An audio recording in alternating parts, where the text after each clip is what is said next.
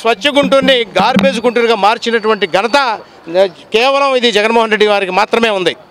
ఒకటే చెబుతా ఉన్నాం, కేంద్ర ప్రభుత్వం స్వచ్ఛ భారత్ అభియాన్ కింద నిధులు ఇస్తూ ఉంటే ఈ ప్రాంతంలో కనీసం ఇక్కడ ఉన్నటువంటి కార్మికుల యొక్క సమస్యలు తెలుసుకోకుండా రోడ్ల మీద ఈ రకంగా పడిపోయి ఉంటే కనీసం ఇక్కడ ఉన్నటువంటి కార్పొరేటర్ కానివ్వండి, ఇక్కడ ఉన్నటువంటి మేయర్ గారు కానివ్వండి, ఎమ్మెల్యే గారు కానివ్వండి, వైఎస్ఆర్సీపీకి సంబంధించినటువంటి ఒక్క నాయకుడు కూడా కనీసం ఈ సమస్యలను పరిష్కరించే దిశగా ఆలోచన చేయకపోవడం దురదృష్టకరం.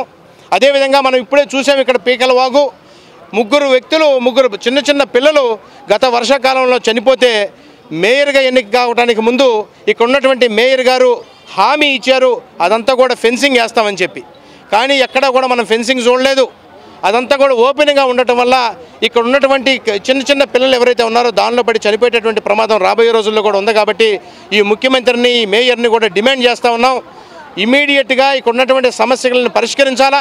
భారతీయ జనతా పార్టీ ఏదైతే విజయ సంకల్ప యాత్ర పేరుతోటి గత 6 రోజులుగా చేస్తూ ఉన్నామో రాబోయేటటువంటి రోజుల్లో ముఖ్యమంత్రి గారి ఇంటెదురుగా మేయర్ గారి ఇంటెదురుగా చేసేటటువంటి పరిస్థితి ఉందని చెప్పి తెలియజేస్తూ ఉన్నాం.